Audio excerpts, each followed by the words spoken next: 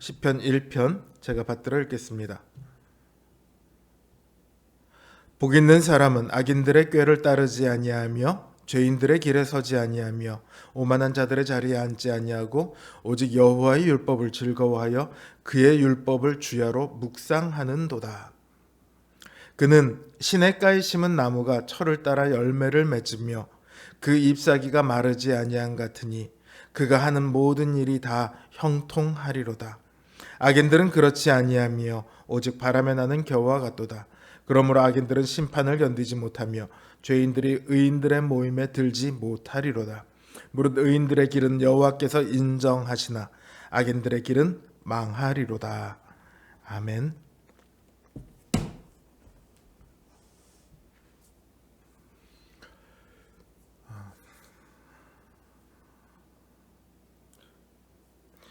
웨스터민스터 소요리 문답을 보면 인간의 제일 되는 목적은 무엇입니까? 이런 질문으로 시작을 하죠. 여기에 대한 답은 우리가 다들 잘 알고 있죠. 하나님을 영화롭게 하며 영원토록 하나님을 즐거워하는 것입니다. 이렇게 답합니다. 근데 이 문답을 접하고 저는 좀 의아한 생각이 처음에 들었었어요. 어쩜 저랑 비슷하게 생각하는 분들이 있을지도 모르겠습니다. 하나님을 영화롭게 하는 것은 신자의 당연한 목적이고 당연한 의무입니다. 그런데 하나님을 즐거워하는 것도, 하나님을 즐거워하는 것이 목적이라고 얘기를 하면서 마치 이게 어떤 의무인 것처럼 그렇게 느껴지기 때문이에요. 즐거워하는 것이 의무다. 참 어렵거든요. 즐거워하는 것이 어떻게 의무가 될 수 있겠어요?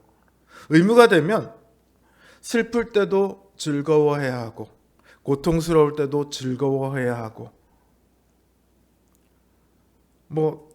전혀 즐겁지 않아도 무조건 즐거워해야 한다. 이런 느낌을 받게 되잖아요. 슬플 때 난 즐거워해야 해. 그러니까 즐거워할 거야. 그게 가능한지도 의문이지만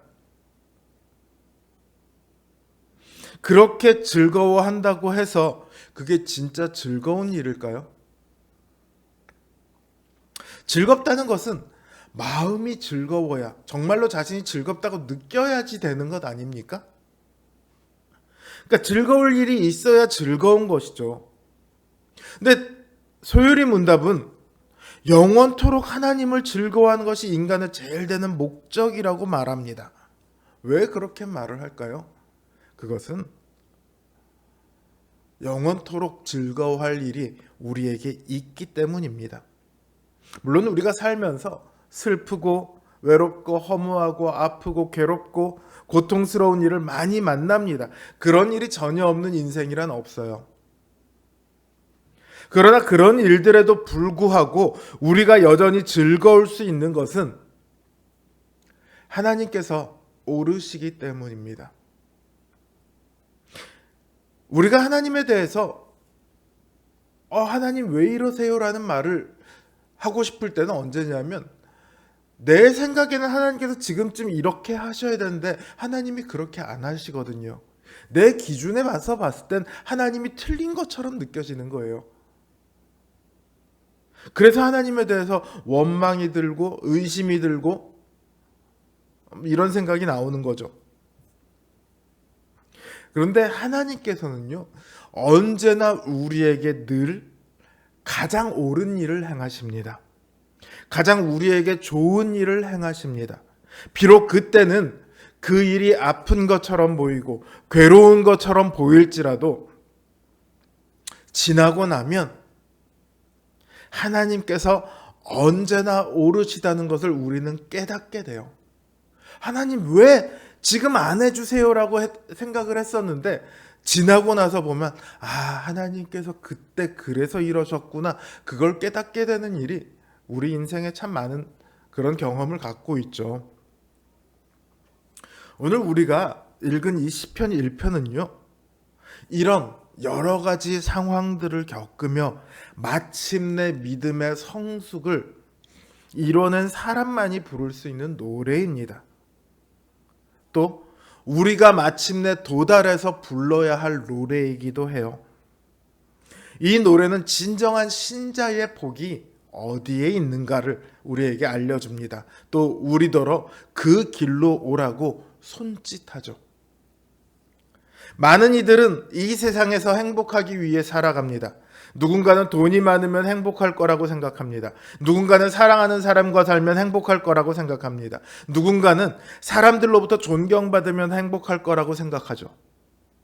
또 누군가는 명예를 얻어야 행복할 거라고 생각하고요. 누군가는 편한 삶을 살아야 행복할 거라고 생각합니다. 하지만 그러한 삶들은 좋은, 훌륭한, 행복한 삶인 것 같지만 사실은 바람이 불면 날아가 버리는 겨와 같습니다. 아무짝에도 쓸모없는, 어느 날 갑자기 휙 하고 사라져 버려도 아무 지장이 없는, 아니 오히려 없는 것이 더 나은, 마지막에 남은 것이 하나도 없어서 허무함만 남게 되는 그런 삶이에요. 행복을 쫓아서 이리저리 바쁘게 뛰어다니지만, 땀을 흘리며 열심히 애쓰지만 결국 아무것도 얻지 못하는 삶입니다. 그러나 신자의 삶은 그렇지 않습니다. 신자는 하나님께 인정받은 사람입니다. 세상의 꾀를 쫓는 대신 하나님의 지혜를 쫓고, 평탄해 보이는 죄인들의 길 대신 괴롭고 좁지만 믿음의 길을 따라 걷습니다. 높아 보이는 자리가 아니라 스스로의 비천함을 깨달아서 하나님 앞에 무릎 꿇는 사람이고, 자기 자신의 뜻이 아니라 하나님의 뜻을 기뻐하며 그 뜻대로 살기 위해 발버둥치는 사람이 신자입니다. 나는 하나님 믿습니다, 이 말 한마디로 신자라고 할 수 있는 것이 아니라, 신자는 반드시 이러한 삶이 뒤따라오게 되어 있어요.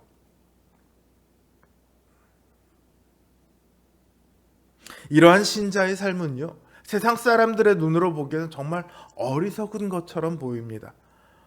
헛된 곳에 돈과 시간을 낭비하는 것처럼 보입니다. 그러나 진짜 어리석고 헛된 것은 신자의 삶을 알지 못하는 사람들이에요. 신자는 하나님 안에서의 평안함을 바라고 소망하며 마침내 그 영원한 안식에 도달하게 됩니다. 그러나 세상 사람들은 그때가 되면 신자를 부러워하며 자기 자신을 저주하게 될 것입니다. 왜냐하면 그들에게는 심판만이 남아있기 때문입니다. 신자는 이 영원한 결말을 보며 오늘의 괴로움을 견딥니다. 마치 수험생들이 수능에서 좋은 결과를 바라고 지겹고 끔찍하고 어렵기만 한 그 공부를 잠을 팽개쳐가며 열심히 하는 것처럼 신자도 그 결말을 바라고 오늘을 살아갑니다. 하나님께서는 바로 이러한 사람들을 의롭다고 하시고 그 삶을 하나님의 복 가운데 놓아두십니다. 여기가 바로 오늘 우리가 있어야 할 곳입니다. 오늘 우리가 있어야 할 자리는 그저 즐겁고 편한 자리가 아닙니다. 많은 사람들은 이걸 위해서 살아갑니다. 그러나 우리가 있어야 할 자리는 때로는 거칠고 메마른 광야 같은, 그러나 하나님을 향해 나아가는 그런 자리입니다. 늘 이 복 있는 자의 자리에 서시기 바랍니다. 그러면 여러분들의 삶이 언제나 하나님을 즐거워하는 삶이 될 것입니다. 그렇게 영원토록 하나님을 즐거워하는 우리 성도님들 되시기를 주님의 이름으로 기원합니다.